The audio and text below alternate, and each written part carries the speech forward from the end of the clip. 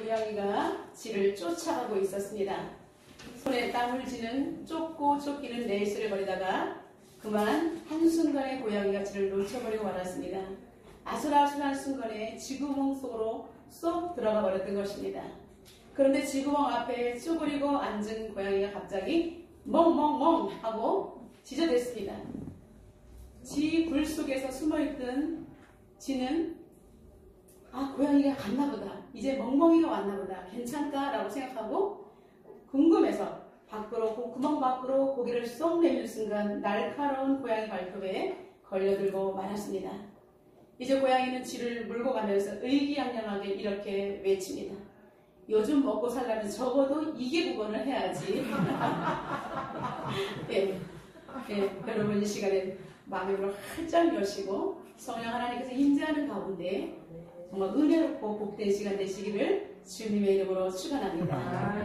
오늘은 비움과 체험이라는 제목으로 은혜를 나누겠습니다. 오늘 본문은 사사시대에 가나안 땅에 몰아닥친 흉년과 기근을 피해서 모압 땅으로 이민을 갔던 엘리멜렉의 가문에서 일어난 일들을 배경으로 하고 있습니다. 흉년과 기근이 찾아오는 것은 하나님의 징계입니다. 우리가 얼핏 생각하면 징계라 하면 고통스럽고 하나님께서는 왜 나에게 이러한 일이 생기게 할까라고 우리는 원망과 불평이 먼저 일어나지만 엄밀히 말하면 하나님의 징계는 성도에게는 축복입니다. 아멘. 그러나 이 땅에서 해결하고자 할 때 너무나 복잡하고 버겁기 때문에 많은 에너지가 소요하기 때문에 우리는 징계를 싫어하고 피해가고 싶은 마음이 간절한 것입니다. 그렇지만 징계는 고통스럽지만 징계 다음에 하나님께서 엄청난 복을 허락하신다는 정말 베일에 숨겨놓은 그러한 고난 속에 숨겨놓은 축복이기 때문에 징계를 우리는 달게 받아야 할 것입니다. 아멘. 그러나 엘리멜렉과 나오미는 흉년이라는 징계가 가나안 땅에 몰아닥쳤을 때에 그는 이것을 이겨내지 못하고 이방 땅 모압으로 온 가족을 이끌고 피난을 가게 되었습니다. 그 이후에 그들의 삶은 어떻게 되었을까요? 첫 번째로 그들의 인생은 빈털터리 인생이 되고 말았습니다. 그들이 정말로 이 기근을 피해서 다른 나라로 갔다면 너무나 잘 살았다라고 하면 너무나 좋을 텐데 근데 어찌된 일인지 그들은 10년이 채 안 돼서 남편이 죽고 사랑하는 두 아들마저 잃게 되는 비극을 맞이하게 되었습니다. 그들의 인생은 뚫어진 전대요 밑 빠진 항아리가 되었던 것입니다. 룻기 1장 21절에 나오미는 이렇게 자신을 단식하고 있습니다. 내가 풍족하게 나갔더니 여호와께서 나를 비어 돌아오게 하셨느니라. 전능자가 나를 괴롭게 했다라고 그는 고백하고 있습니다. 여러분, 그는 고향 땅에 돌아오자 사람들이 나오미가 돌아왔네 라고 반기자 그는 손사래를 치면서 나를 나오미라고 부르지 마세요. 나는 이제 마라라고 부르십시오 라고 말했습니다. 여러분, 나오미는 기쁨이요 행복이요 사랑이고 소망인 것입니다. 근데 마라는 쓴물이고 괴로움이고 고통인 것입니다.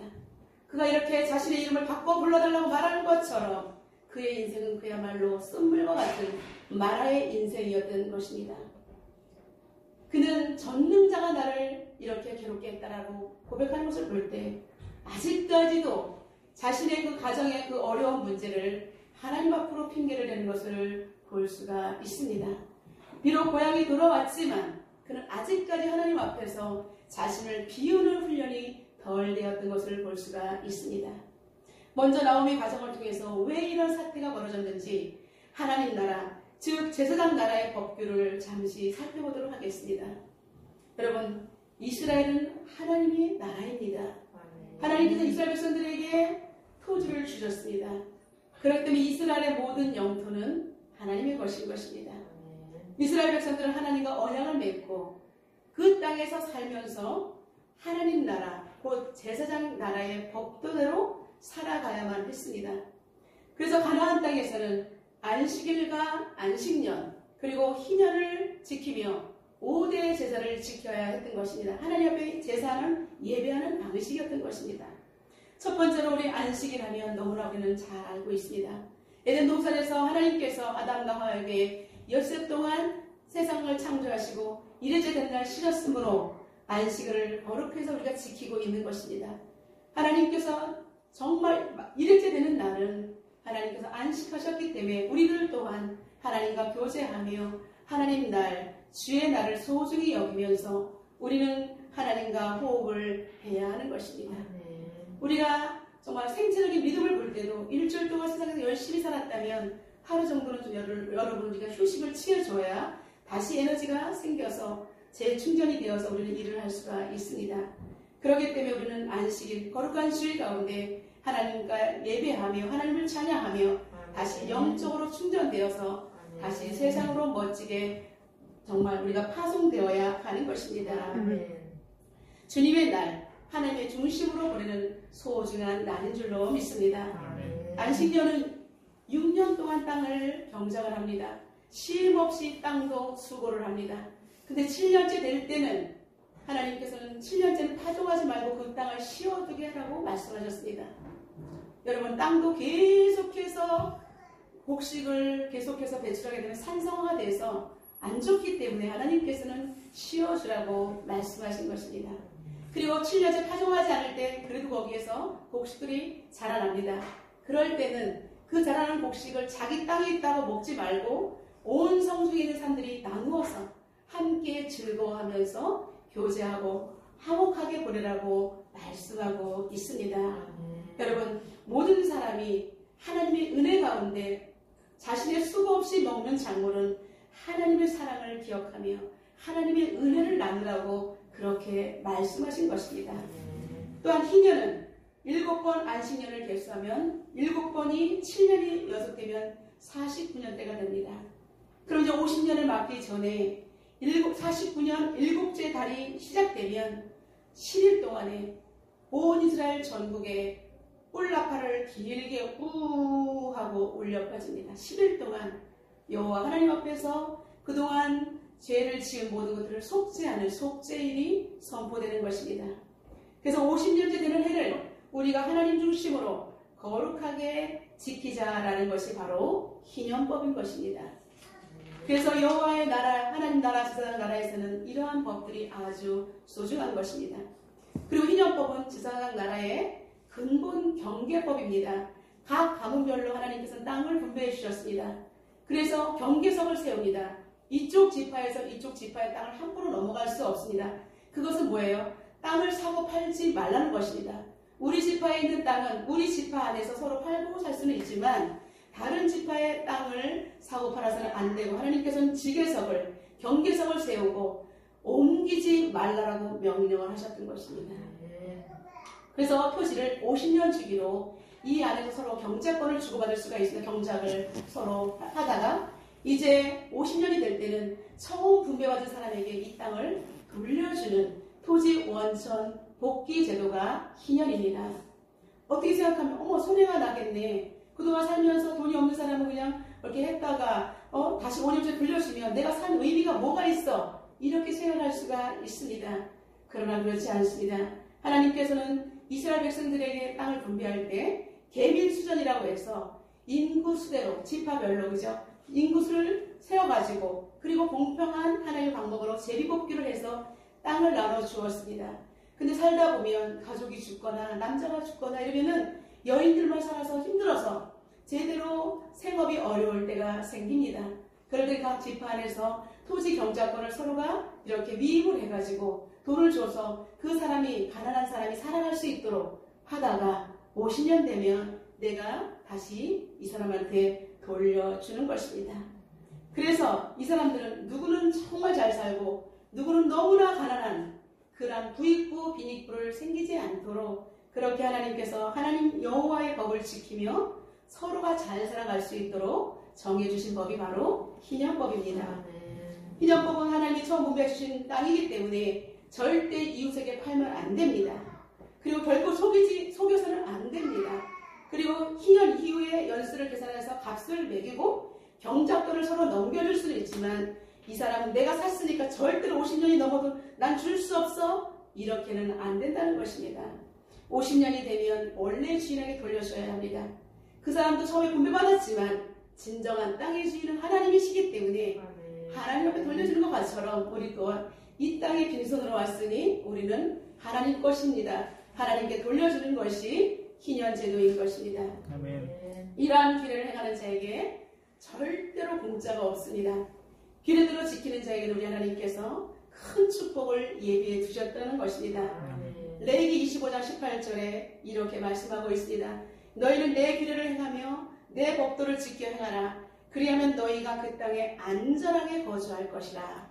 여러분, 희년법을 잘 지키고 말씀대로 정말 제사장 나라 법도대로 사는 자에게 하나님께서는 그 땅에서 안전하게 거하게 하시겠다라고 말씀하고 있습니다.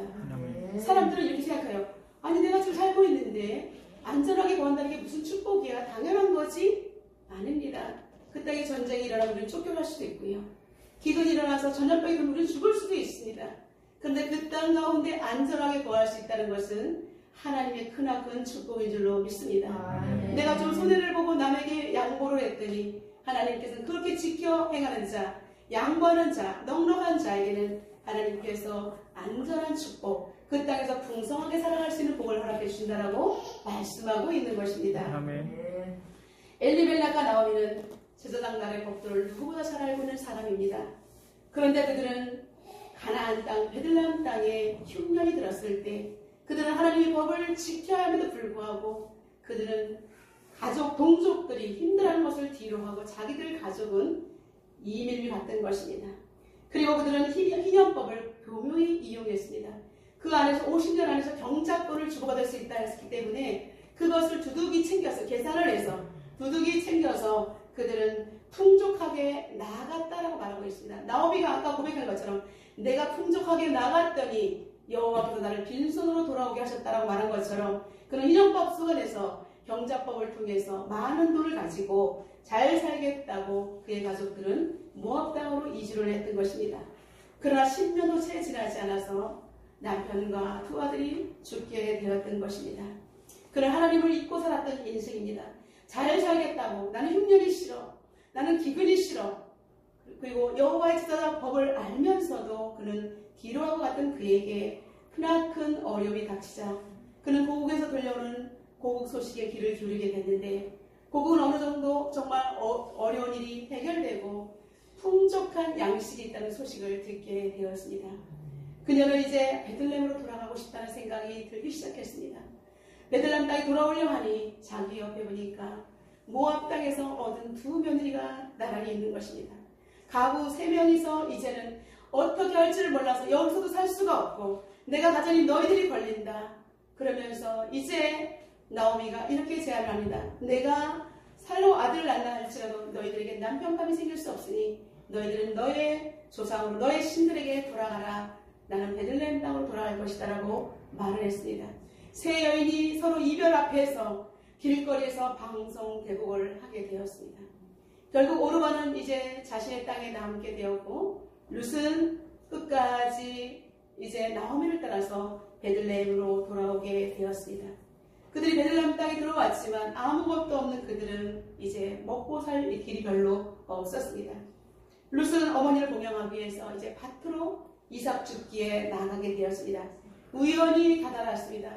젊은 그 모압 여인이 언어도 틀린 그리고 이방 땅 낯선 곳에 와서 그는 어머니를 공경하겠다는 마음으로 나아갔을 때 하나님께서 그의 마음을 기억하시고 그를 우연히 보아스의 밭에 다다를 수 있도록 해주셨습니다.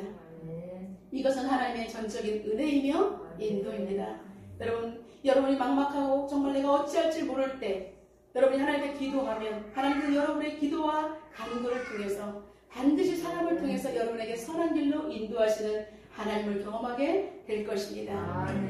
이때 마침 보아스가 자신의 밭에서 일어난 일꾼들을 돌아보기에 왔다가 어떤 젊은 여인을 발견했습니다. 성 안에서 이미 소식을 들었기 때문에 그녀가 바로 이방 여인 룻이라는 것을 알게 되었고 자신들의 가까운 친족인 것을 보아스는 한눈에 알아보았던 것입니다. 보아스는 이제 일하는 사람들에게 와서 이렇게 인사를 합니다. 여호와께서 너희와 함께 하시기를 원하노라 라고 인사를 합니다. 그러자 일하는 자들은 여호와께서 당신에게 복 주시기를 원합니다 라고 인사로 화답을 합니다. 당시에 우리가 보면 인사하는 것이 당연한 것 같은데 당시의 시대는 어떤 시대입니까? 사사시대입니다. 너무나 악하고 사람들이 무섭고 정말로 어떠한 사람을 한 명을 해야 한다 할지라도 누구도 같이 어떻게 할 수 없는 아주 악으로 치닫고 있는 사사시대였기 때문에 이렇게 하나님의 이름으로 인사한다는 것은 쉬운 일이 아니었던 것입니다. 여러분, 그런 의미에서 우리는 옆에 있는 분을 진심으로 축복하겠습니다. 여호와께서 집사님, 권사님에게 복 주시기를 원합니다. 여호와께서 집사님, 권사님에게 복 주시기를 원합니다. 아멘. 우리가 여호와의 이름으로 축복하는 것이 엄청난 큰 복인 줄로 믿습니다. 이제 보아스는 이방 여인 룻을 보호하기 위해서 다른 밭으로 가지 말고 여기서 일을 하라라고 말하고 있습니다. 다른 밭에 갔다가 다른 정말 젊은 청년들이 이방 여인 룻을 범할 수도 있기 때문에 그는 다른 곳에 가지 말고 여기서 안전하게 이삭 죽기를 하라라고 말했습니다. 그리고 일하는 소년들에게 저 여인이 일할 때 눈치를 주지 말고 물을 먹고 싶으면 물을 먹고 먹을 것이면 먹고 그렇게 편하게 일할 수 있도록 해주고 곡식단에서 이삭을 쭉쭉 많이 뽑아놔서 그 여인이 주울 때에 민망하지 않도록 그렇게 하라라고 배려를 해 주었습니다. 당시는 계대 결혼법 제도가 있었습니다. 그렇기 때문에 계대 결혼법이란 이따 제가 뒤에서 말씀드리겠지만 시어머니 나오미는 이제 계대 결혼법을 풍습을 잘 알고 있었기 때문에 보아스의 성품을 보고 이제 룻이 편안하게 살아갈 수 있도록 중간에서 결혼 계획을 짜기 시작했습니다. 그래서 당시의 결혼법을 이용해서 안정적인 삶을 살기 위해서 보아스 사장 마당에 이제 밤늦게 룻을 예쁘게 단장을 해서 보냅니다. 그래서 미리 나타나지 말고 보아스가 잠자리에 들었을 때에 발치 끝에서 이불 속으로 들어가라라고 말을 했습니다. 룻은 어머니 말씀대로 순종하여서 보아스가 누웠을 때에 이제 침상으로 들어가서 발치 끝에 누웠습니다. 보아스는 발을 뻗다가 깜짝 놀랐습니다. 이상한 인기척을 느끼고 이렇게 보니까 룻이라는 것을 한눈에 알아보고 그는 무슨 뜻인지를 알아차렸습니다. 그는 룻에게 조용한 소리로 이렇게 말합니다. 어머니의 의도를 잘 알지만 조금만 시간을 달라고 요청을 합니다. 그것은 바로 보아스인 내가 지금 가까운 친족인 것은 확실하지만 나보다 한 실수 더 가까운 친족이 있기 때문에 그 사람이 기업을 물을 사람이다. 그래서 내가 그 사람에게 물어보고 절차를 따라서 시행하자고 그는 하나님 나라, 제사장 나라의 법칙을 어기지 않고 절차를 통해서 시행하자고 룻을 설득합니다. 그리고 그 사람이 기업을 물으지 않겠다 하면 반드시 내가 하나님의 살아계심을 통해서 너를 책임지겠다라고 약속을 합니다.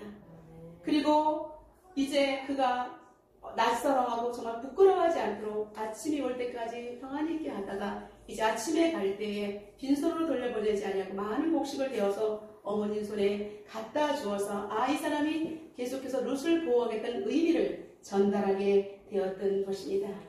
이때까지도 나오미는 제사장 나라의 법을 너무나 잘 알고 있지만 변칙적으로 사용하고 있는 것을 볼 수가 있습니다.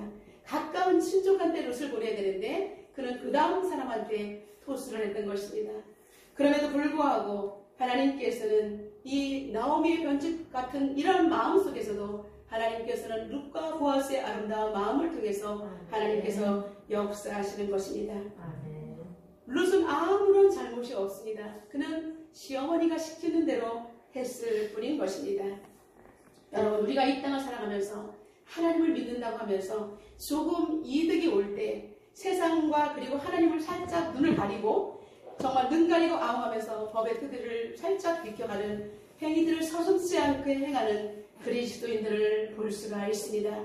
여러분, 오늘 말씀을 통해서 혹여 우리가 그런 삶을 살았다면 오늘 이후에는 결단하여 그런 삶을 살지 않기를 주님의 이름으로 축원합니다. 우리 옆에 있는 분을 찌르면서 절대로 그렇게 살지 마십시오 라고 한번 축복할까요?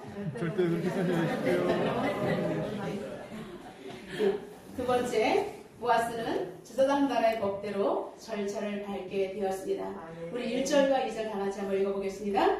보아스가 성문으로 올라가서 거기 앉아있더니 마침 보아스가 말하던 기업물을 자가 지나가는지라 보아스가 그에게 이르되 아무개여 이리로 와서 앉으라 하니 그가 와서 앉으매 보아스가 그 성읍 장로 10명을 청하여 이르되 당신들은 여기 앉으라 하니 그들이 앉으매. 아멘.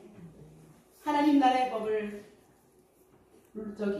나오미는 정말 변칙적으로 시행하려고 했지만 신실하게 지키려고 하는 이 보아스는 정말 하나님 앞에서 질서대로 절차대로 남북이 흠이 없도록 제사장 나라의 민형사상의 문제로 해결하고자 했던 것입니다. 그래서 각 성읍의 레위인들과 장로들을 초대해서 성문 어귀의 넓은 장소에서 공개적이고도 중요한 사안들을 처리하게 되었던 것입니다. 보아스는 나오미의 가장 가까운 친족 기업 물을 자가 지나갈 때 아무개여 여기 와서 올라와서 앉으라라고 청합니다. 그는 이제 제사장과 그리고 장로들 앞에서 나오미의 밭을 사서 기업을 물러줄 것을 요청하게 되니 그는 순수하게 내가 기업을 물어주겠다라고 말합니다. 이제 여기서 보면 너무나 법이 쉽게 끝나는 것처럼 보입니다. 그때 이제 그는 생각하기에 나오미가 늙었기 때문에 내가 기업 물러줘도 그리고 더 이상 자식이 생산할 수 없기 때문에 그 기업이 그 자손들에 흘러가지 않고 내 것이 될 수 있기 때문에 그는 순수하게 그렇게 하겠다라고 얼른 대답을 했던 것입니다. 여러분 신명기 25장 5절에 보면 바로 계대 결혼법이 나오고 있습니다. 형제들이 함께 사는데 그중 하나가 죽고 아들이 없거든 그 죽은 자의 아내는 나가서 타인에게 시집가지 말 것이요 그의 남편의 형제가 그에게로 들어가서 그를 아내로 맞이하여 그리고 그의 남편의 형제단 의무를 그에게 다 행할 것이다 라고 말하고 있습니다. 우리나라 형사 취소제도처럼 한 형제가 있으면 정말 그 기업을 잃어갈 수 없으면 형이 그 아내를 데려다가 그렇게 계속해서 자식을 낳아서 동생의 기업을 이어갈 수 있도록 그리고 그 형이 오면 사촌, 육촌 이렇게 계속해서 친족들을 통해서 그 가문이 끊어지지 않도록 하는 것이 바로 계대 결혼법인 것입니다. 하나님께서는 가문의 후사가 끊어지지 않도록 계대 결혼법을 통해서 이렇게 연동시키는 축복을 허락해 주시는 것을 볼 수가 있습니다. 계대 결혼법을 둔 이유는 더 많이 가진 자가 자기 친족 중 부족한 사람을 도와서 자신들의 기업을 계속 하나님 앞에서 이어갈 수 있도록 돕는 하나님 나라의 특별한 법인 것입니다. 이때 보아스가 룻이 비록 이방 여인이지만 엘리멜렉의 가문의 말년과 기론의 아내였다는 사실을 통해서 그는 그 기업물을 자에게 이야기합니다. 죽은 자들의 기업을 이어갈 수 있게 해야 되는 책임이 남아있다라고 그 사람에게 얘기하자 이 사람은 갑자기 난색을 표하면서 나오미 한 명은 괜찮은데 아기를 낳을 이유가 없기 때문에 그런데 룻이 있고 계속해서 룻을 통해서 아이를 낳으면 그 정말 기업이 룻의 가문의 것이 되고 자신의 것이 되지 않는다는 생각에 그는 손바닥을 뒤집으면서 나는 손해가 날 것 같으니 이것을 못하겠다. 내가 물으라 라고 보아스를 향해서 토스를 해버리는 것입니다. 그는 차라리 내가 기업물을 책임을 다하지 않는 공개망신을 당하더라도 손해나는 일은 하지 않겠다라고 장로들 앞에서 선언을 하고 말았습니다. 그리고 얼른 실을 벗어서 옆에 있는 보아스에게 주면서 내가 책임을 다하라라고 자신의 책임을 전가했던 것을 볼 수가 있습니다. 이 사람도 제사장 나라의 법칙을 너무나 잘 아는 사람인데 이러한 틈새를 통해서 자기 일속을 차리려고 하다가 꼼수를 부리려고 하다가 결정적인 순간에 손해가 날 것 같으니까 그는 두 손을 들고 말았던 것입니다. 보아스는 이제 기업물을 자가 되는 것입니다. 그는 가문의 기업을 물려주는 것이 오히려 나오미 가문에게 주는 것이 크나큰 손실이 옴에도 불구하고 그는 성문의 장로들과 백성들 앞에서 그리고 하나님 앞에서 그 책임을 다하기 위해서 내가 기업을 물을 것이라 라고 선포합니다.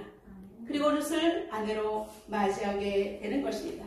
그는 공개적으로 손해라는 것을 보면서도 그렇게 기업 물을 책임을 다하는 것을 볼 때에 성문의 백성들이 장로들이 이 보아스를 축복하기 시작합니다.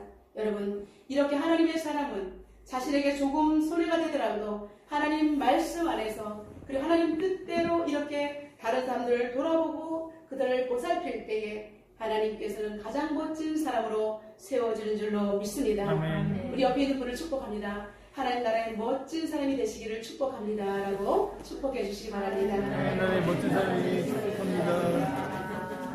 세 번째, 이제 룻은 보아스를 만나서 결혼함으로 말미암아 하나님 나라의 후사를 잇게 되었습니다. 보아스와 룻 사이에는 하나님의 종이라는 이름의 뜻인 오벳이 태어났습니다. 결국 보아스는 다윗 왕의 중조가 되는 엄청난 축복을 받게 되었다는 것입니다. 13절과 14절 다 같이 한번 읽어보겠습니다. 이에 보아스가 롯을 맞이하여 아내로 삼고 그에게로 들어갔더니 여호와께서 그에게 임신하게 하심으로 그가 아들을 낳은지라. 여인들이 나오에게 이르되 찬송하시도다. 여호와께서 오늘 내게 기업을 찾아 얻게 하지 아니하셨도다. 이 아이의 이름이 이스라엘 중에 유명하게 되기를 원하노라. 아멘. 여러분, 우리는 여기서 모든 것을 읽고 다시 베들레헴 땅에 정말로 초라한 모습으로 돌아왔던 나오미와 룻의 모습이 눈앞에 새롭게 오버랩되고 있습니다. 세상의 환경 따라, 형편 따라 하나님을 등졌던 그들의 인생에서 그들은 가장 비참한 삶이 되어서 원점으로 되돌아온 그러한 삶이었습니다. 인간적인 풍족함 속에 나아갔던 그들은 빈손으로 돌아왔습니다. 인간적으로 채우려 하면 비워지는 것이 하나님 나라의 법칙입니다. 그러나 우리가 비우고자 할 때 오히려 하나님께서는 주 안에서 우리에게 채워지는 역사가 나타나는 줄로 믿습니다. 아멘. 여러분, 알렉산더 대왕이 전 세계를 제패했을 때 그는 짧은 나이에 죽게 되었을 때 자기는 유언을 남깁니다. 내가 죽거든 간에다 구멍을 내라. 그리고 내 손을 밖으로 빼라라고 말하고 있습니다. 여러분, 그것은 무엇을 의미하는 것입니까? 많은 사람들이 황제의 죽음 앞에 왔을 때에 정말 빈손으로 온 사람은 황제라 할지라도 아무것도 가지고 갈 수 없다는 것을 보여주기 위해서 이 세상에서 너무나 집착하지 말라라는 것을 말하는 것입니다. 여러분, 이 땅에 우리는 태어날 때 빈손으로 왔습니다. 하나님께서 마련하신 터전 가운데 우리는 빈몸으로 왔습니다. 근데 이 땅에 살면서 우리는 너무나 많은 것들을 고집하고 이 땅에 너무나 집착을 할 때 우리에게는 괴로움이 오는 것입니다. 그러나 우리는 하나님 나라 제사장 나라의 하나님의 사람들입니다. 그렇다면 우리는 내려놓을 줄 알아야 하는 훈련을 해야 하는 것입니다. 나오미처럼 하나님 법을 뻔히 알면서 등졌을 때에 그의 인생은 오히려 빈수레가 되고 만다는 것입니다. 그러나 다시 고향에 돌아왔을 때 하나님께서는 오히려 보아스 같은 그런 멋진 사람을 예비하시고 룻과 같이 또 그렇게 하나님을 경외하는 이방 여인 며느리를 통해서 나오미의 삶을 비참한 삶에서 그를 행복한 여인으로 바꿔 놓았던 것입니다. 너무나 다행인 것은 하나님께서 이 깜깜한 사사시대에 그래도 여호와를 정말 의뢰하고 여호와를 신뢰하는 사람을 찾으시는데 이스라엘 땅에서 찾지 못하고 이방 땅 모압 땅에서 찾아가지고 가나안 땅으로 오신 놀라운 하나님을 경험하게 되는 것입니다. 룻은 이렇게 고백합니다.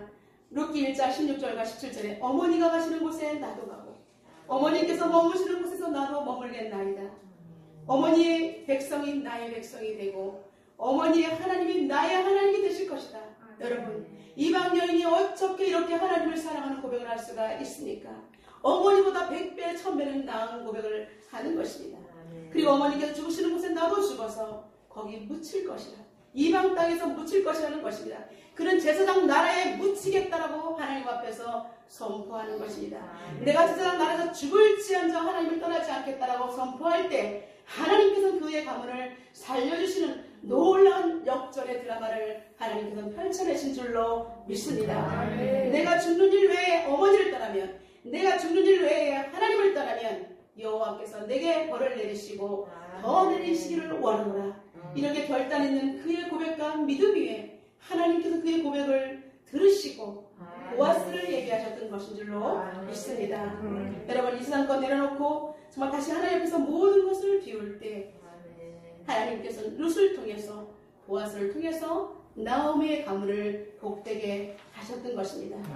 룻의 인생 가운데 보아스가 존재하지 않았다면 이들의 삶은 비극으로 막을 내렸을 것입니다. 여러분, 보아스의 인생을 한번 생각해 보십시오. 그는 하나님을 의식하고 평생 살아가는 사람입니다. 그는 룻보다 나이가 훨씬 많은 지긋한 사람이었습니다. 그의 인생에서 파란만장한 삶을 살았을 것입니다. 나오미가 베들레헴 땅을 피해 갈 때도 그는 가나안 땅에 몰아닥친 흉년을 견디고 있었던 사람입니다.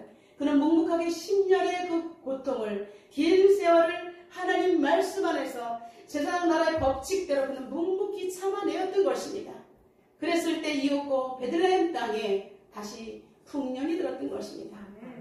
그럴 때 이제 그는 자기만 잘 먹고 잘 사는 것이 아니라 힘들고 어려울 때 그 땅에 살면서 어려운 사람들을 분명히 돌봤을 것입니다. 근데 10년 후 자기 친족 나오미가 돌아왔습니다. 아무것도 가진 것도 없고 빈손으로 돌아온 그는 다시 하나님 나라의 제사장 나라의 법칙대로 살 수 있도록 그를 따뜻하게 정말 대해 주었습니다. 여러분, 하나님의 축복을 떠난 자를 다시 축복 안으로 복원시키기 위해서는 참된 예배자로 서는 것입니다. 그래서 나오미가 정말 안식년 그리고 희년을 통해서 다시 한번 하나님 나라의 언약을 지킬 수 있도록 그의 지위를 보아스는 회복시켜 주었던 것입니다. 기업을 물어줌으로 말미암아 기업이 토지에서 나오는 수산물을 통해서 하나님께 빈손 들고 가지 않도록 예물 드릴 수 있는 터전까지도 보아스는 마련해 주었던 것입니다.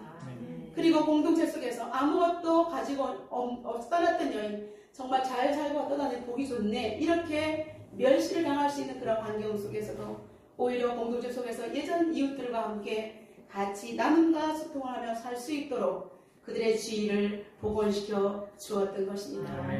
계속해서 그들이 가나안 땅에 와서 다시 정착할 수 있도록 계속해서 도움을 주었던 것입니다.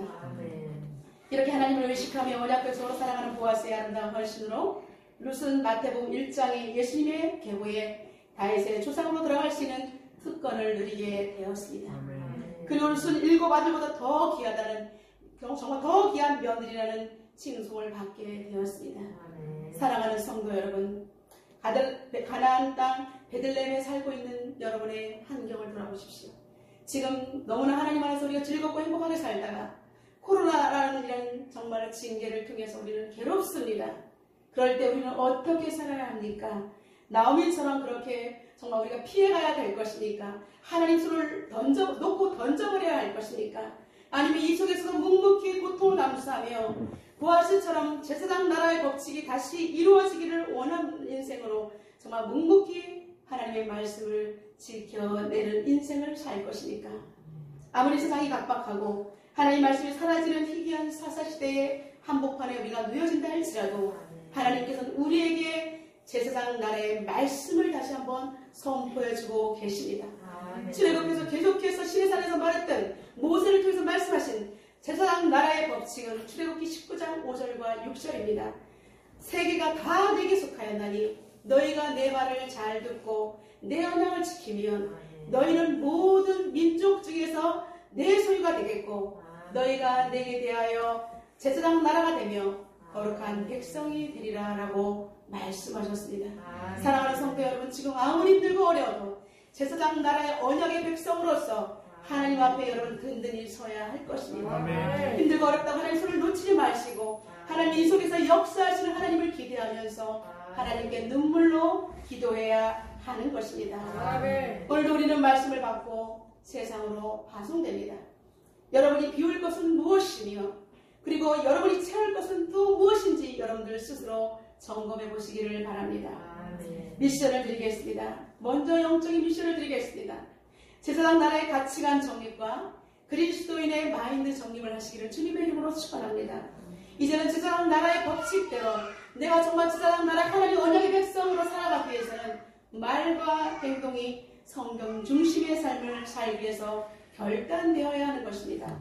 여전히 남을 비방하고 핍박하고 함부로 말하고 이것은 아닙니다. 제사장 나라의 언약 백성의 가치관이 아닌 것입니다. 여러분 정말 하나님 앞에서 나보다 남을 존귀하게 여기며 그를 위해서 눈물로 기도해야 하는 것입니다. 그리고 예배를 사모해야 합니다. 참된 예배자의 모습, 나오미가 5대 제사를 멀리했을 때 그에게는 빈손이 되는 그런 극한 인생이 되고 말았습니다. 기도생활과 경건생활 그리고 큐티와 말씀 읽기를 통해서 여러분 참된 예배자의 모습을 갖추기를 주님의 이름으로 축원합니다. 그리고 거룩한 통로가 되기 위해서 여러분 거룩한 재물관을 가지고 하나님 앞에서 살아내야 하고 이웃에게 흘려보내는 거룩한 통로가 되시기를 주님의 이름으로 축원합니다. 그리고 여러분 적극적으로 교육훈련에 참여해야 합니다. 그래서 교회 비전을 같이 공유하고 내가 이 공동체의 멤버십으로서 정말로 또 다른 사람이 왔을 때에 든든하게 품어낼 수 있는 그러한 사람이 되어야 하는 것입니다. 마지막으로 여러분 이제 생활적인 미션입니다. 여러분의 분주하고 영적으로 여러분의 타임테이블을 점검해 보시기 바랍니다. 영적이지 않은 것들을 다 쳐내시기를 주님의 이름으로 축원합니다. 아멘. 분주하지 않게 시간 관리하시기를 주님의 이름으로 축원합니다. 아멘. 단순하고 심플한 인간관계를 정립하시기 바랍니다. 아멘. 여러분 정말로 중요하고 소중하고 이런 것을 우리가 분별해서 주 안에서 기도하면서 우리가 인간관계를 맺어가야 할 줄로 믿습니다.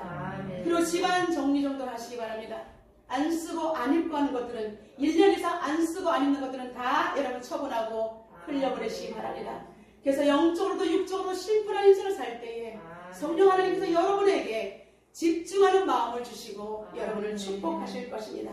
그럴 때 진정으로 비움이 무엇인지 체험이 무엇인지를 경험하게 될 것입니다. 이제 우리 주님 오시는 그날까지 제자당 나라의 멋진 보아스가 되어서 나도 살고 남도 살리는 그런 인생 되시기를 주님의 이름으로 축원합니다. 아멘. 오늘 주님께서 우리에게 말씀하셨습니다. 우리 이 시간 오늘 주신 말씀을 통해서 기도하며 나가도록 하겠습니다.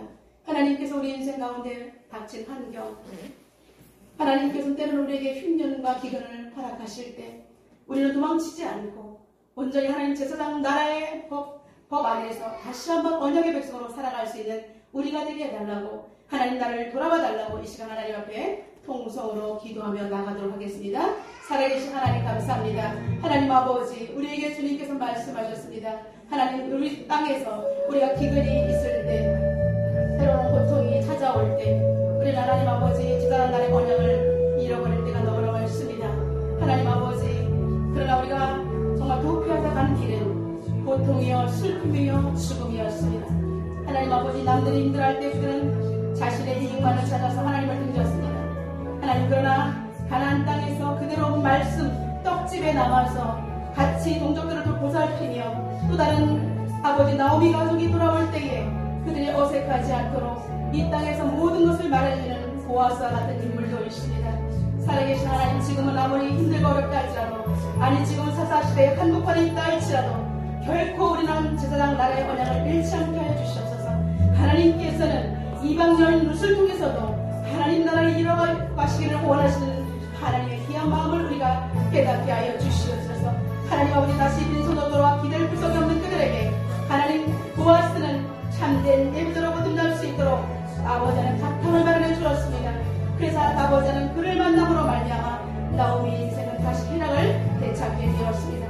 살아계신 하나님 이제 하나님 아버지 루카 같은 인생 나오미와 같은 인생이 보아스를 만남으로 말미암아 우리는 달라집니다. 보아스와 같은 우리 예수 그리스도의 사랑 안에서 우리는 정말 하나님 아버지 이탈되지 않도록 도와주시기를 원합니다. 지금 환경을 이겨내게 하여 주시옵소서. 제사장 나라의 방식대로 결단하게 도와주시옵소서. 심플한 인간관계, 심플한 영적 관리가 되게 도와주셔서 분주하고 복잡스럽고 정말 하나님의 영이 운영하지 못하는 그런 삶이 되지 않도록 하나님 도와주시옵소서. 살아계신 하나님 감사합니다. 제사장 나라의 언약을 잃어버린 자의 슬픔을 보았습니다. 그가 다시 돌아온 길은 가나안 땅 베들레헴이었습니다. 말씀의 집 떡집이었습니다. 하나님 말씀을 잃어버리면 슬픔과 죽음이 찾아오지만 다시 말씀 안에 돌아오면 생명을 얻게 되며 만남의 은총 보아스를 얻게 됩니다. 아버지 보아스를 통해서 그의 가문이 살아난 것처럼 우리 인생 가운데 빈털터리 인생 우리에게 살아계신 예수 그리스도 진정한 보아스를 만나면 우리의 인생은 달라지는 줄로 믿습니다. 아버지 하나님 우리가 제사장 나라의 언약을 잃어버리지 않게 하시고 끝까지 제사장 나라의 법칙대로 살아갈 수 있는 우리 모두가 되게 하여 주옵소서. 예수님의 이름으로 기도드리옵나이다. 아멘.